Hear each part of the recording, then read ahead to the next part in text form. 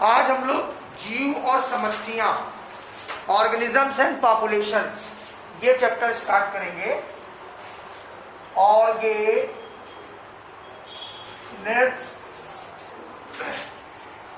And population.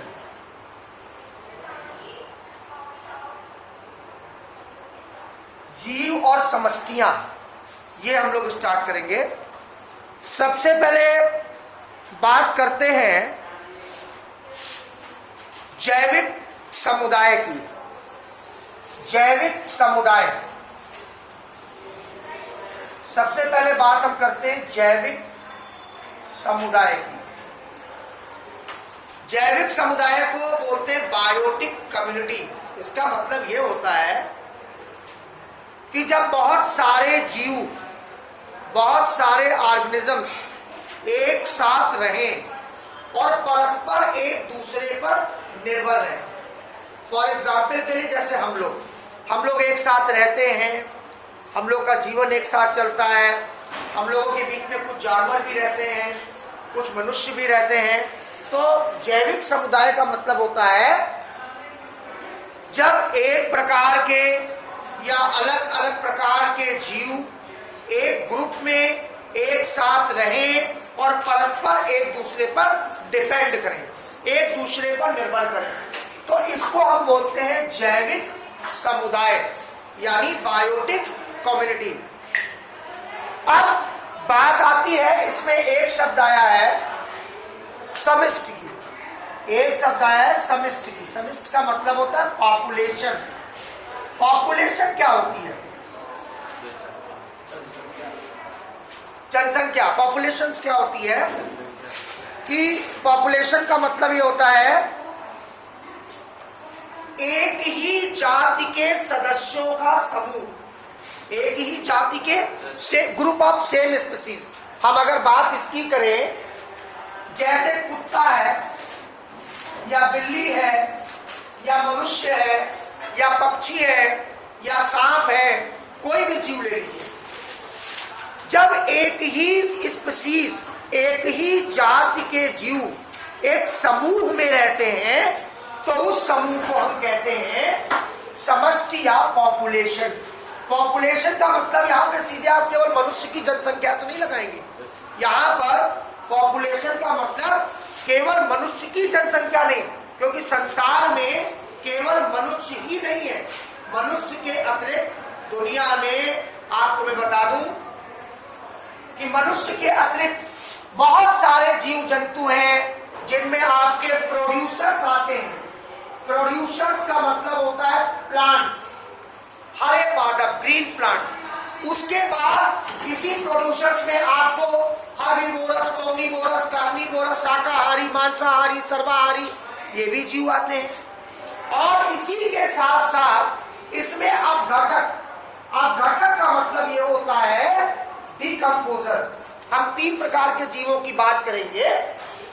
तीन प्रकार के जीवों की, जैसे उत्पादक यानी प्रोड्यूसर्स। प्रोड्यूसर्स होते हैं हरे पौधे जो फोटोसिंथेसिस प्रोसेस के द्वारा अपने भोजन का निर्माण स्वयं करते हैं। Prepare own food by the photosynthesis process known as producer, like as green algae, green plants, ये सारे प्रोड्यूसर्स हैं। इसके बाद बात आती है कंज्यूमर की, उपभोक्ता की। कंज्यूमर कौन है? बायो की लैंग्वेज में कंज्यूमर का मतलब होता है जो डिपेंड करते हैं न्यूट्रिशन के ऑन द बेसिस पे। तो कंज्यूमर को तीन सीरीज में बांटा गया: शाकाहारी, मांसाहारी, सर्वाहारी। Herbivorous, omnivorous, carnivorous. कार्निवोरस माने हो गए मांसाहारी, हर्बीवोरस माने हो गए शाकाहारी, और ओमनीवोरस हो गए सर्वाहारी, सब कुछ खाते हैं। और अपघटक का मतलब होता है डिकम्पोजर। डिकम्पोजर में आपके bacteria, virus, fungi, micro organisms आते हैं जो मरे हुए, सड़े गले पदार्थों को खत्म कर देते हैं, डिकम्पोज कर देते हैं, उन्हें नष्ट कर देते हैं। तो decomposer depend upon death, decay, organic materials. हम लोग बात कर रहे थे, तो हम लोगों ने बात की सबसे पहले जैविक समुदाय की। तो जैविक समुदाय का मतलब होता है, अभी मैंने जैसा बताया कि जब कई जीव एक साथ रहें और परस्पर एक दूसरे पर निर्भर करें, तो वो होता है बायोटिक कम्युनिटी या जैविक समुदाय। समष्टि या पॉपुलेशन का मतलब होता है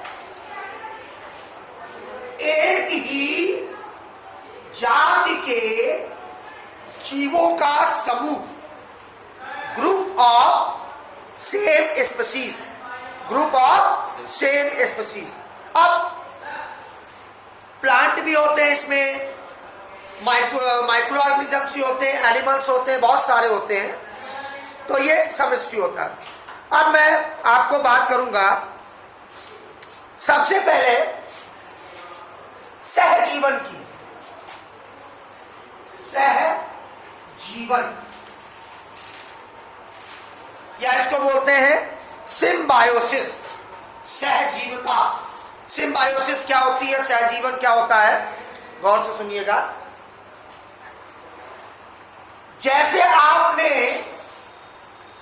एल्गी का भी नाम सुना है और फंजाई का भी नाम सुना है, यानी शैवाल का भी नाम सुना है और कवक का भी नाम सुना है। और ये दोनों जब एक साथ मिलके रहते हैं तो इसे लाइकेन कहते हैं, इसका भी नाम आपने सुना। लाइकेन सिम्बायोसिस का, सहजीवन का, सिम्बायोटिक रिलेशनशिप का एक बहुत अच्छा उदाहरण है। मैं आपको बता दूं, लाइकेन में शैवाल और कवक दो जीव होते हैं। शैवाल हरा होता है, उसमें क्लोरोफिल पाया जाता है, वो फोटोसिंथेसिस प्रोसेस के द्वारा भोजन प्रिपेयर करता है। और कवक जो होता है, कवक इसके बदले में क्या करता है, शैवाल कवक को अपने पास रहने का स्थान और भोजन प्रोवाइड करता है।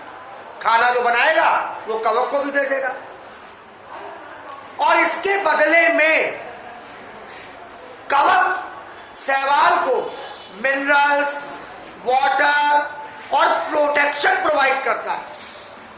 तो सहजीवन का मतलब ये हो गया, सिम्बायोसिस रिलेशनशिप का मतलब ये हो गया कि जब दो जीव परस्पर एक दूसरे के साथ रहें और दोनों एक दूसरे के लिए लाभप्रद हो, बेनिफिशियरी हो दोनों एक दूसरे के लिए, तो इस प्रकार के जीवन को सहजीवन कहते हैं।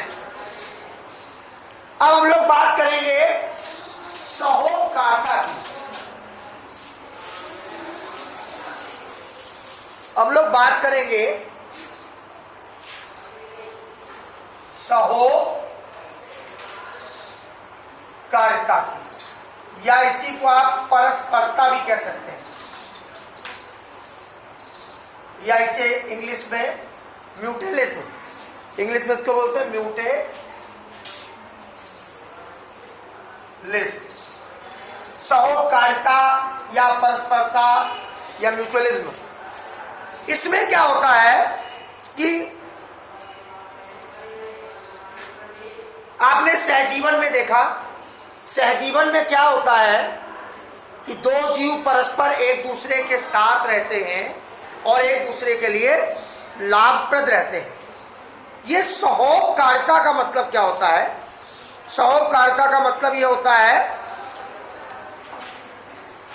कि जब एक जाति, दो जाति के जीव परस्पर एक दूसरे के साथ रहें और परस्पर एक दूसरे को लाभ देते रहें, मतलब दोनों में हर में परस्पर संबंध हो।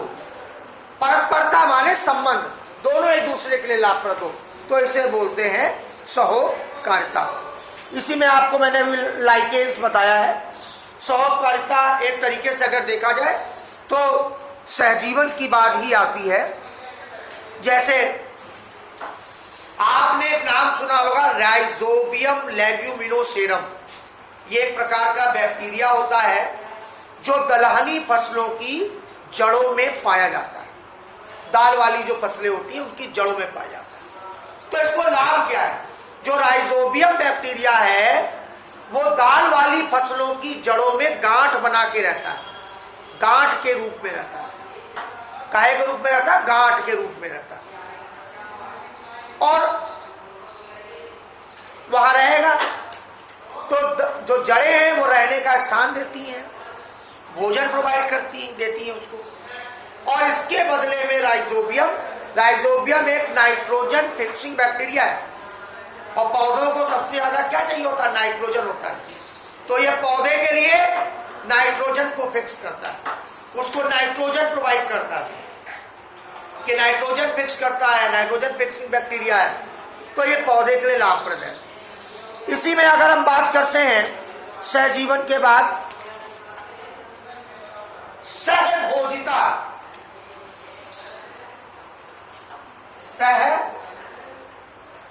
सहभोजिता इंग्लिश में बोलेंगे कॉम्युनलिज्म।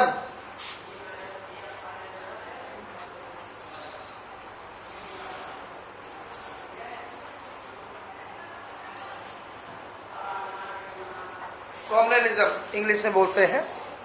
सहभोजिता क्या होती है?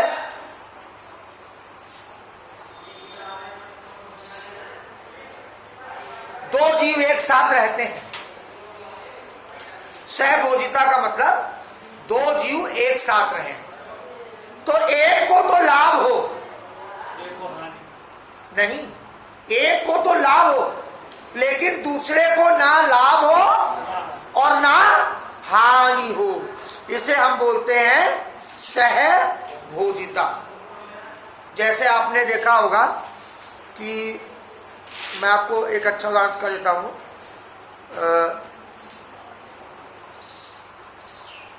भैंस कभी देखिए तो भैंस जब खेतों में चल रही होती है, इधर उधर होती है, तो उसकी पीठ पर सारस या बगुला बैठ जाता है। तो वो क्या करता है? भैंस की पीठ से चिपके हुए कीड़े मकोड़ों को नोच नोच के खाता रहता है। तो एक को तो लाभ हो रहा है, भैंस को ना तो नुकसान हो रहा है और ना ही हानि हो रही है। तो सहभोजिता का मतलब होता है केवल एक ही व्यक्ति उसमें लाभान्वित होता है, दूसरे को ना तो लाभ होता है और ना ही हानि होता है। अब आदि सहयोगिता, आदि सहयोगिता